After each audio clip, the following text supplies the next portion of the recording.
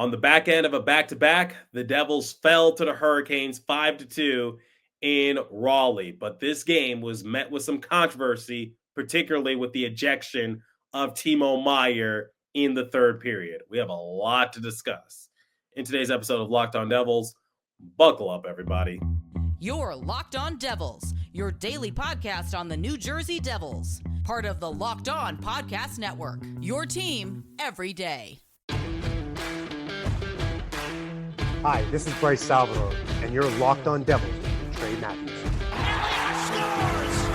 Oh, Steven stepped up, nailed it. Brodor's got the puck. What a shot. The Devils win the Stanley Cup.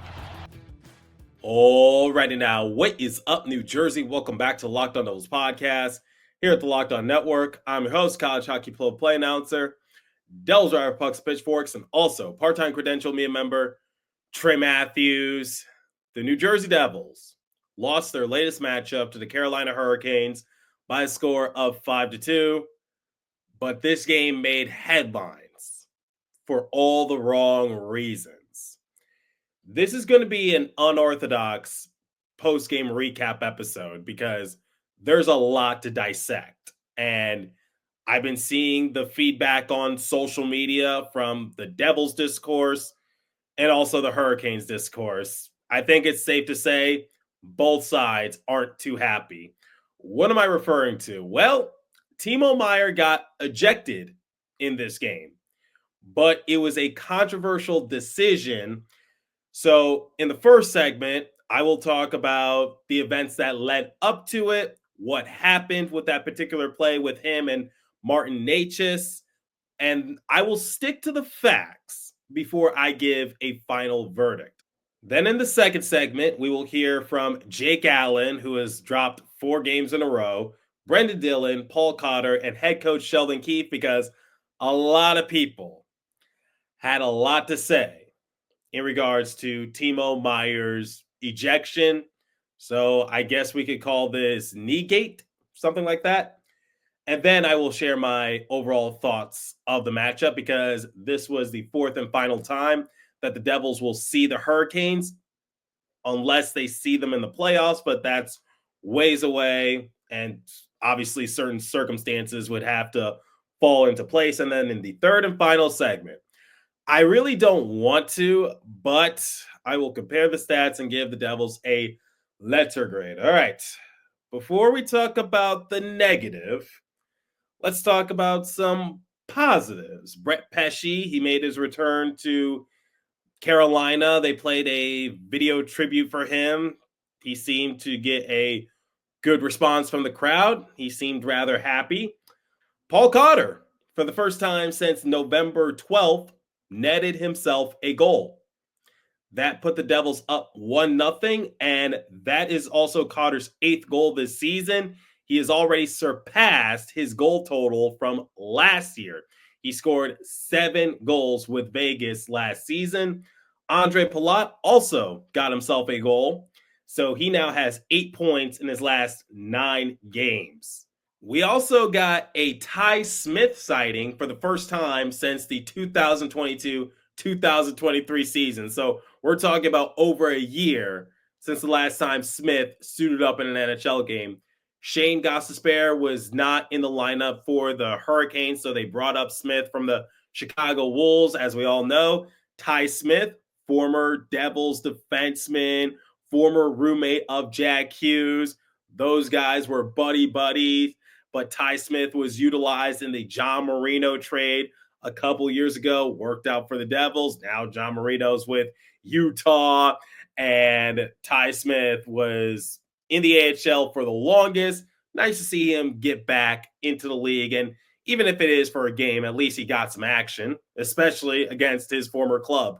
Those are where the positives end for the Devils for the most part. So if you need a quick recap, Paul Cotter, he scored the opening goal in this game, took place in the second period. Then Dmitry Orlov later on in the period, he tied the game. Not really a good momentum swing for Devils, allowing the Hurricanes to score when there was only about 30 seconds remaining in that period. And then to open up the third, Andre Palat, he recaptured the lead for the Devils 2-1. Then Sebastian Aho, just a few seconds later, he ties the game. And this is where Pandora's box unleashed. What happened? Well, Timo Meier made contact with Martin Necas, who is obviously the star player for the Hurricanes. And this should be like a minor infraction, nothing doing, just a physical hockey play, right? Wrong. The referees gave Timo Meier a penalty major so they could review it. And upon review, they assessed Timo Meier for kneeing Martin Necas. Obviously, that penalty was served by Tomas Tatar, but Meier was also given a game misconduct, so he was given the heave-ho from the matchup. And like I said, the game was tied, and this is where things really started to go downhill for the Devils. But the call was controversial, and if I'm being completely honest, I don't know why they gave Timo Meier a kneeing call. This sent shockwaves all throughout social media to the point where Roy Cooper, who is North Carolina's 75th governor, shared his opinions on social media. He said, "Glad our Canes are done with the Devils for the regular season. Great win tonight while surviving some vicious hits. Devils are too good for such dirty play." See, this is why I hate politics, but on a more serious note, yes, this sparked a huge discussion on social media. Obviously, I would say a good number of Hurricanes fans felt as though that Timo Meier's hit on Necas was a little dirty. People on the Devils side felt as though that Necas was overreacting. He laid there on the ground and he was making out to be that he was seriously hurt. And obviously, while the referees were reviewing the play, MSG went to a quick commercial break, or so they thought.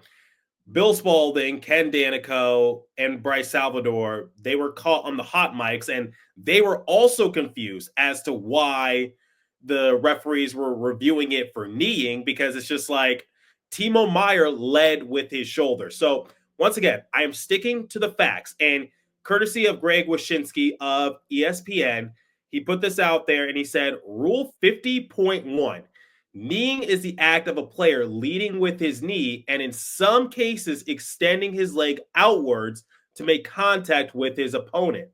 Bill Spaulding chimed in and said, just watch this again number of times. There was knee contact, but it looked incidental to me. Timo led with his shoulder, not his knee. Never extended his leg outward and never even changed his route to the hit.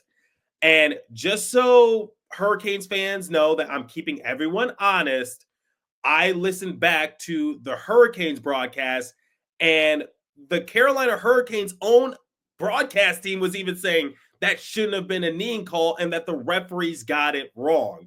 So my assessment is that the referees absolutely got the call wrong, because yes, there was knee contact, incidental knee contact, but notice how Timo Meier was leaning with his shoulder and he never extended his leg outward. I don't know how he gets assessed kneeing in that circumstance. And for Martin Necas, I do agree with some people. I feel as though he overreacted to the situation. Now, I'm obviously not out there on the rink, but here's another fact.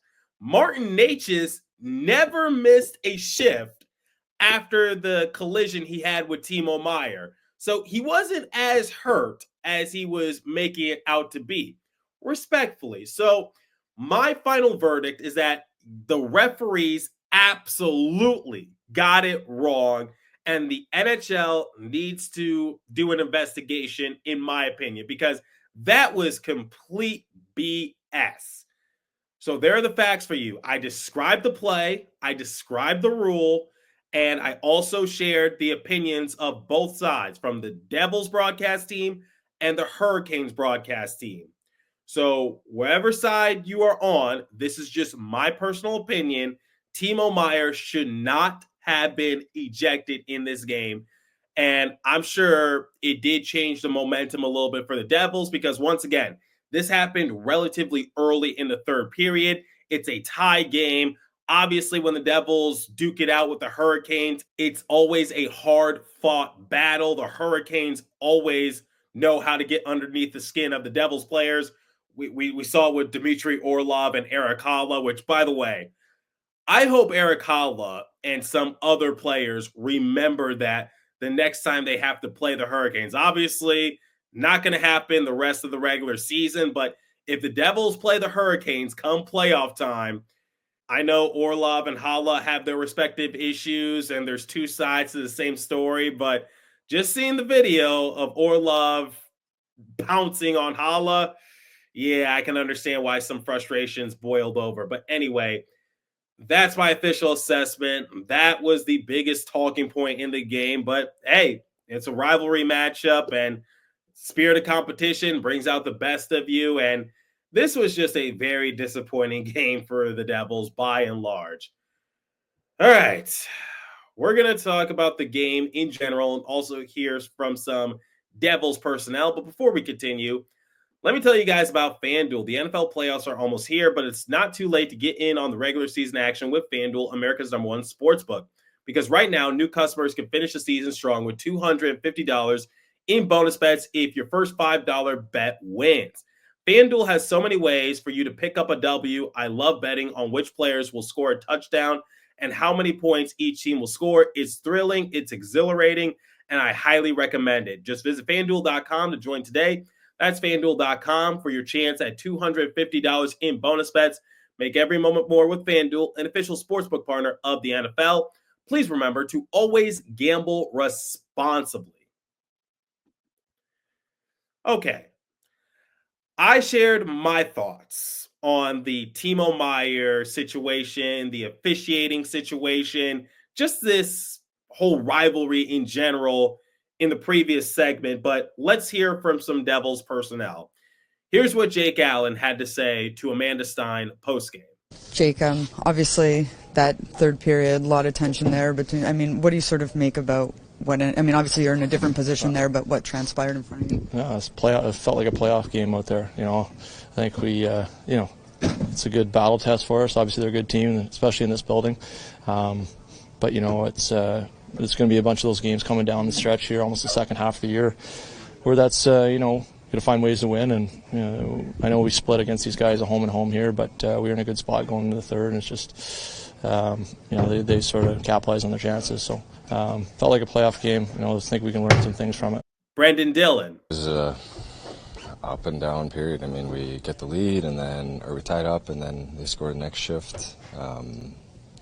Whatever it was, we got the lead, tied it up, whatever it was, and then we kind of give it right back. And I think that's just a lesson for us. Like, we know the rivalry here, we know the division back to back. There's not many times during the season where you play the same team twice, let alone in 2 days. So important points that I think for our group is frustrating that we didn't at least get it to overtime. And I think the positives are we stuck together as a group. It was a physical game. I think for us, we know we can create a little bit more offensively. We did it the night before.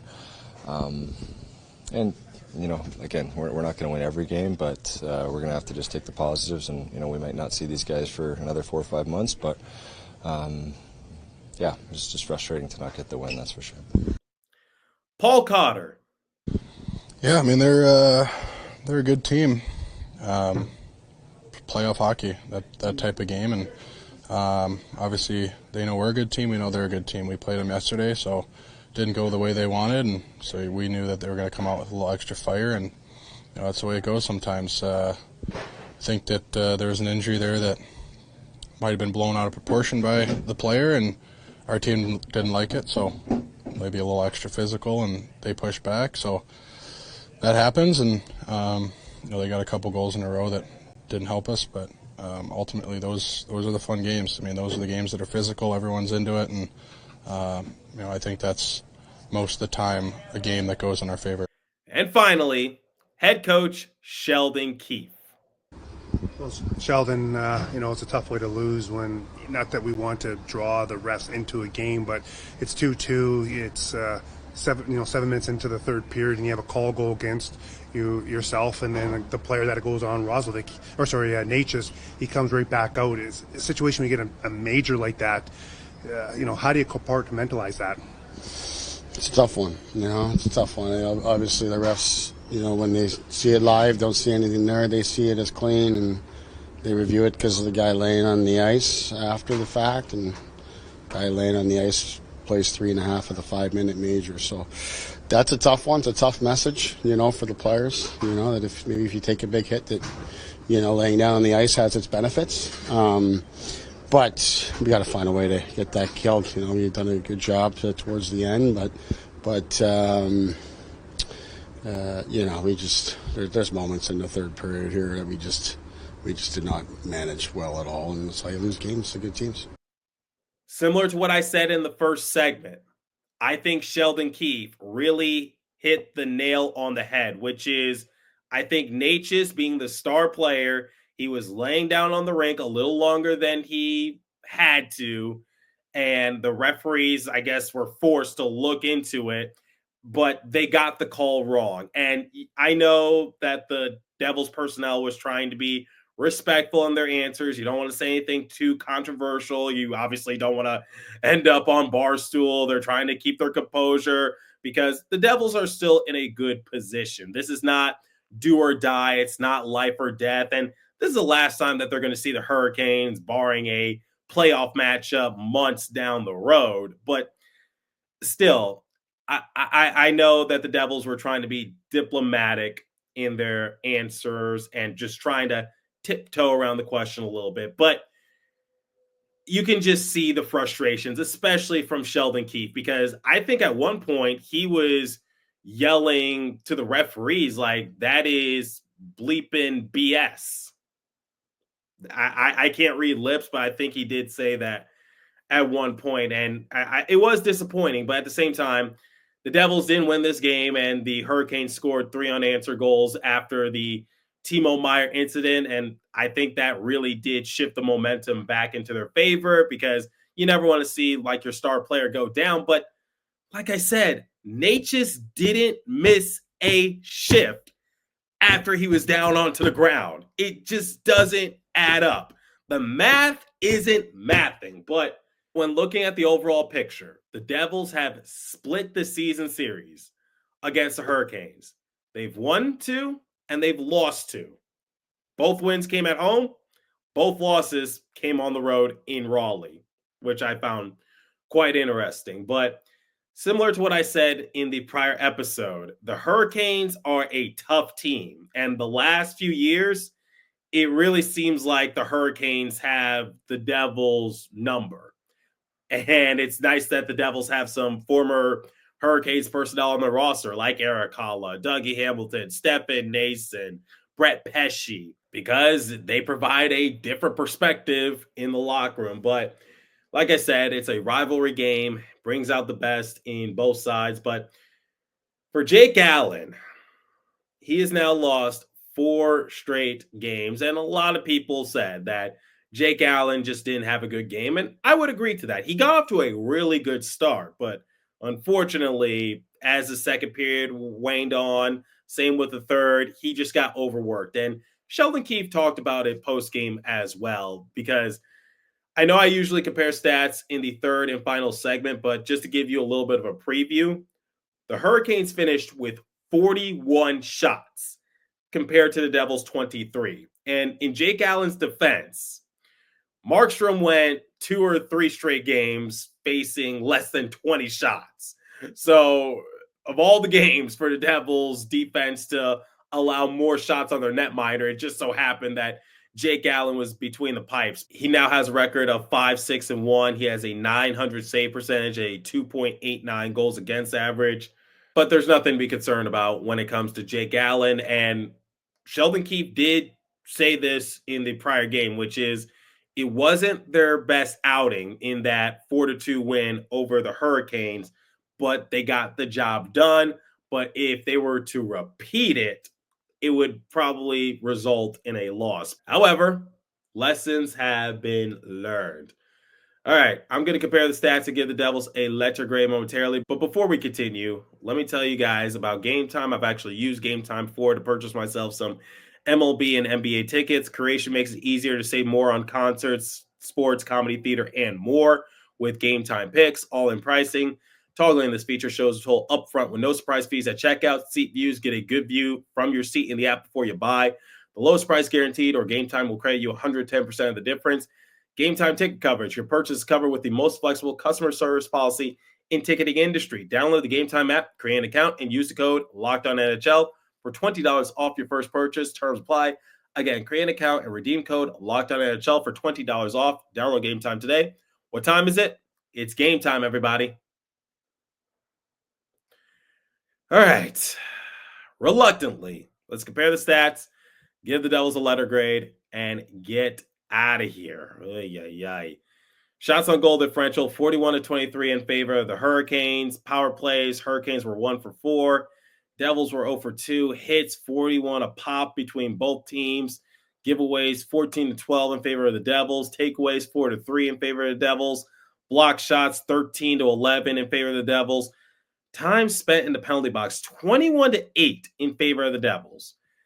Look, this might be somewhat unprofessional for me to say this, and Lord knows the last time I called out the referees for not helping out the Devils, a lot of Detroit Red Wings fans got into my comment section and also called me out on social media. So I mean this in the most respectful way that I can articulate it, but is it me, or did it seem like there were a lot of missed penalties by the referees and it did not benefit the Devils? I'm just saying, look, I'm not saying like it should have heavily favored the Devils and not the Hurricanes, but I'm just saying in this particular circumstance, it seems like it favored the Hurricanes mightily, but not the Devils. I feel like it should be on an even playing surface, if that makes sense. But I'm just that was just my observation while watching the game. But let me know your thoughts. Personally, I think there were just a lot of missed calls. That's all I got to say, and that's the most professional way I can articulate it without upsetting anyone. All right. If I had to give the Devils a letter grade, similar to what Sheldon Keefe said, wasn't their best outing, but it is the back end of a back-to-back. It's a home-and-home series. The Devils still split the season series against the Hurricanes. I will give them a C-, and I think the referees and their assessments or lack thereof didn't really help the Devils all that much either. It was just an ugly game. And honestly, I was glad that it was over because I couldn't bear it anymore. But let me know your thoughts on the Timo Meier situation, the referees, this whole battle against the Carolina Hurricanes. I'm curious to hear your thoughts. Once again, leave a comment down below if you're watching on YouTube. If you're listening on podcast streaming service, hit me up on my personal X Page app at TreyMatt4 or the show's X Page app at Locked On Devils. As for today's episode, that's all the time I have for you. Continue to stay safe. Have a wonderful day, New Jersey. Go Devils. I'll catch you guys next episode. Thanks for listening once again.